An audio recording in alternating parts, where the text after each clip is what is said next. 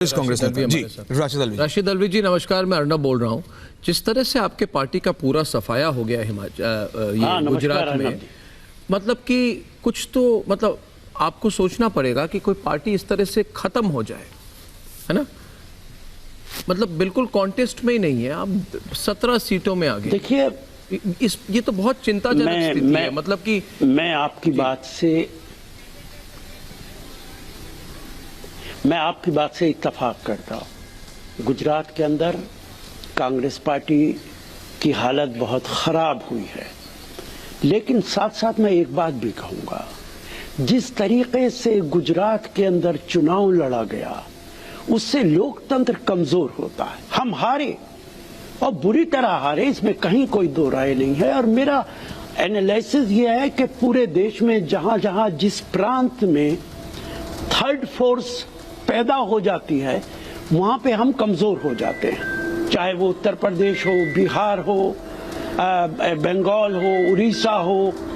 ये गुजरात के अंदर भी आहिस्ता आहिस्ता हो रहा है और आम पार्टी ने हमें बहुत नुकसान पहुंचाया।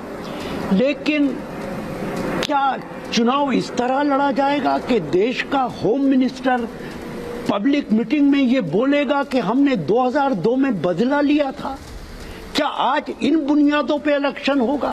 आप बहुत खुश होइए भारतीय जनता पार्टी के लोग हो कि आपने गुजरात के अंदर आसमान छू लिया, मैं मुबारकबाद देता हूं आपको।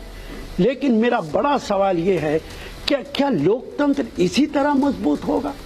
क्या आपने अगर विकास किया है 25 साल से पार्टी के जो मतलब कि अगला सवाल सुचरिता आपको करेगी, मगर आपके पार्टी के जो अंदरूनी इश्यूज है उस पर भी जरा राशिद अलवी जी आप फोकस कीजिए, क्योंकि अगर हिमाचल के रुझान भी देखें 1985 से लेके अब तक बिल्कुल एक तरह से इतिहास बन चुकी थी कि हर बार पार्टी बदलती है और इस बार कांटे की टक्कर है।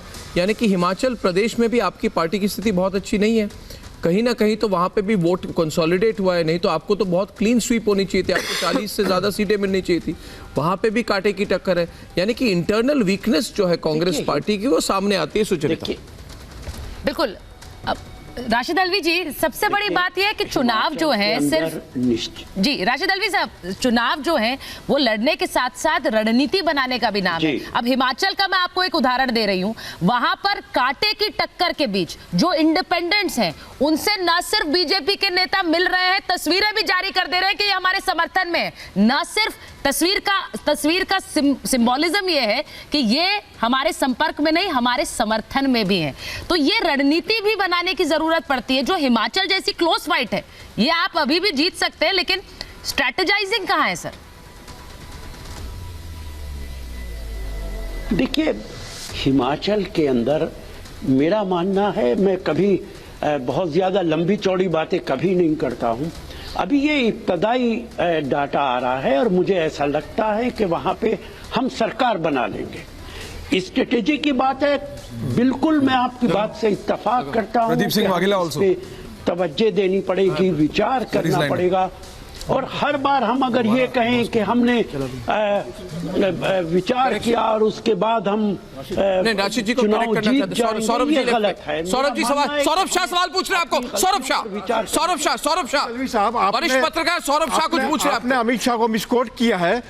उन्होंने कतई नहीं कहा कि हम बदला लेंगे, बदला लिया है हमने 2002 का, कतई नहीं कहा।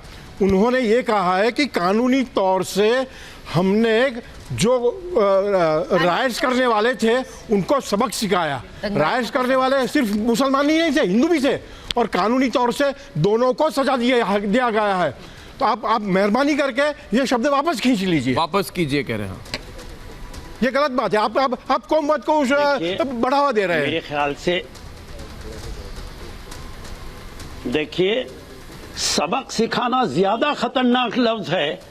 अगर बदला लेने से सबक सिखाने का क्या मतलब होता है? आप पूरा 4000 आदमी मारा गया गुजरात में, शर्म आनी चाहिए। अलवी साहब, आप पूरा स्टेटमेंट पढ़िए। जिन लोगों को जो लोग मारे गए, सुनिए मेरी बात सुनिए। मैंने आप सौरभ जी, लोग वहां मारे गए हैं, क्या उन्हें सबक सिखाया आपने? क्या यही सबक सिखाने का तरीका है? नहीं, ये 3,000 4,000 आदमी मारा गया। राशि जी, आप ये हमने मिसकोट सबक कर सिखा के मारा है आपने। अभी हमने भाइयों को सिखाया ही नहीं है बात है, कि आप गलत इस तरीके की बात करते हैं। आप गृह मंत्री को मिसकोट कर रहे हैं। की बात कही नहीं है।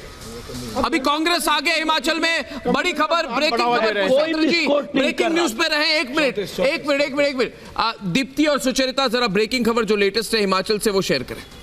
कांग्रेस में इस वक्त 34 पर कांग्रेस लग रही है और बीजेपी 31 पर है। ये इस वक्त के रुझान हिमाचल प्रदेश से आ रहे हैं। कांग्रेस 34 पर, बीजेपी 31 पर, इंडिपेंडेंट जो निर्दलीयों की मैं बात कर रही थी 3 पर आगे चल रहे हैं। बहुत इंपॉर्टेंट रोल में, राशिद जी यही बात हम कर रहे थे।